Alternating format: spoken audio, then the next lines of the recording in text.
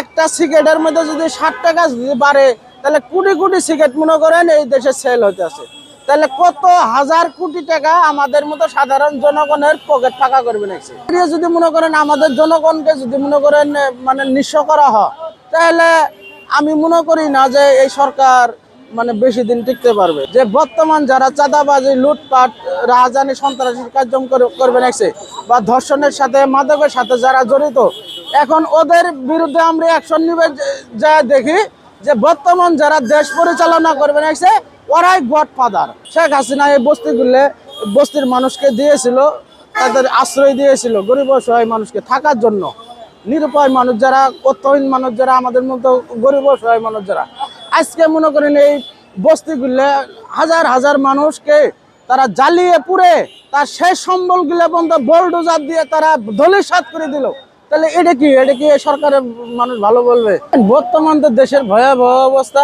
এই অবস্থার মধ্যে মনে করেন এই তো পুরো একটা বাজেট যে মনে করেন এটা পাশ করলো, আমরা সাধারণ মানুষ মনে করি যে এটা আমাদের গরিবকে মারার জন্যই করেছে এবং কি বাংলাদেশের জনগণকে মারার জন্যই করেছে। তার কারণ এই বাজেটই হওয়ার পরে দেখবেন যে সব কিছুরই নিত্যপণ্য দাম থেকে শুরু করে, কাপড় চোপড় থেকে শুরু করে সব কিছুরই দাম বৃদ্ধি পাবে। তাহলে এখন তো মনে করেন আমাদের কাম কাজের কোনো মনে করেন নিশ্চয়তা নাই, আমাদের ইনকামের কোনো সোর্স নাই, আমাদের ইনকামের কোনো বাড়তি কোনো মনে করেন কারো কোনো ভ্যালু নাই।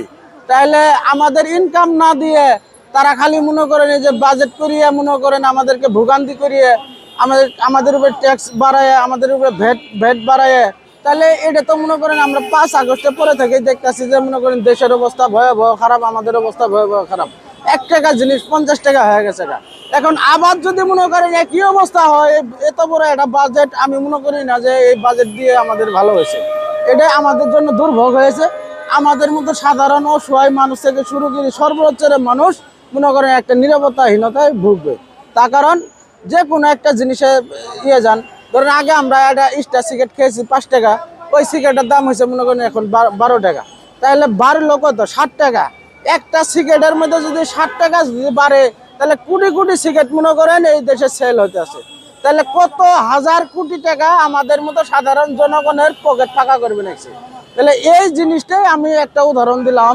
তো এ ব্যাপারে যদি মনে করেন আমাদের জনগণকে যদি মনে করেন মানে নিঃস্ব করা হয়, তাহলে আমি মনে করি না যে এই সরকার মানে বেশি দিন টিকতে পারবে এবং কি এই সরকার হয়তো দেশ চালাবার পাবো কিনা আমার সন্দেহ আছে। এই কেবল তো গেলে মনে করেন 2 থেকে 3 মাস বা 3 থেকে 4 মাস, আরে 6 মাস টিকতে পাবে কিনা আমার সন্দেহ আছে। তার কারণ ধরেন এখন যারা দেশ চালা বানাইছে, এখন ধরেন আইনের অবস্থা যদি কবার যান, একজন পুলিশ কর্মকর্তা মনে করেন কয়েকদিন আগে নিউজে ব্রেকিং দিয়েছিল, আপনারাও শুনেছেন, আমরাও শুনেছি, যে বর্তমান যারা চাঁদাবাজি, লুটপাট, রাহাজানি, সন্ত্রাসী কার্যক্রম করবে নাকি বা ধর্ষণের সাথে, মাদকের সাথে যারা জড়িত, এখন ওদের বিরুদ্ধে আমরা অ্যাকশন নিবে। যা দেখি যে বর্তমান যারা দেশ পরিচালনা করবে নাকি ওরাই গডফাদার। তাহলে নিয়ন্ত্রণ কে করবে? আমাদের সাধারণ মানুষের প্রশ্ন হলো এটা।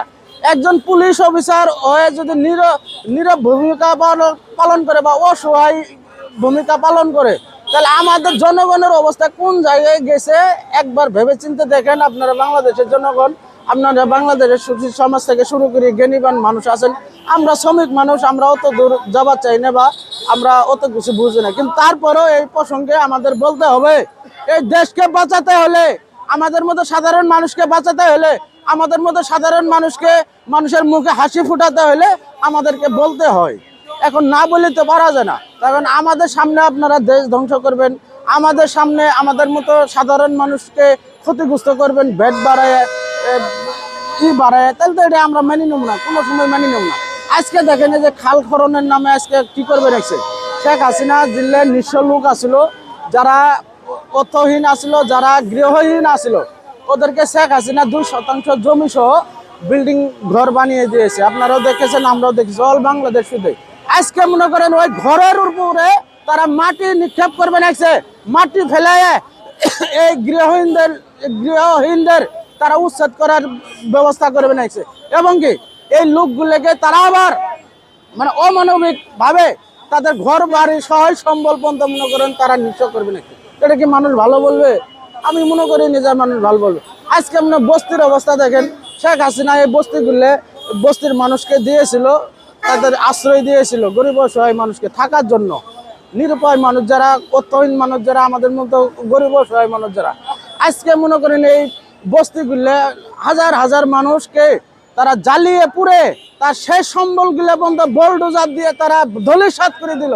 তাহলে এটা কি এই সরকারের মানুষ ভালো বলবে? তা আমরা মনে করি না যে এই সরকারকে ভালো বলবে। আগে শেখ হাসিনা যদি কোনো বস্তি যদি উচ্ছেদ করেছে, বা যদি কোনো ওই জায়গার মধ্যে যদি কোনো প্রজেক্ট করার চিন্তা ভাবনা করেছে, আগে এই বাসীরা কয়জন পরিবার, কয়জন ফ্যামিলি নিয়ে থাকে, বা কয়জনের ঘর, এই ঘরগুলো আগে পুনর্বাসন করে দিয়েছে শেখ হাসিনা।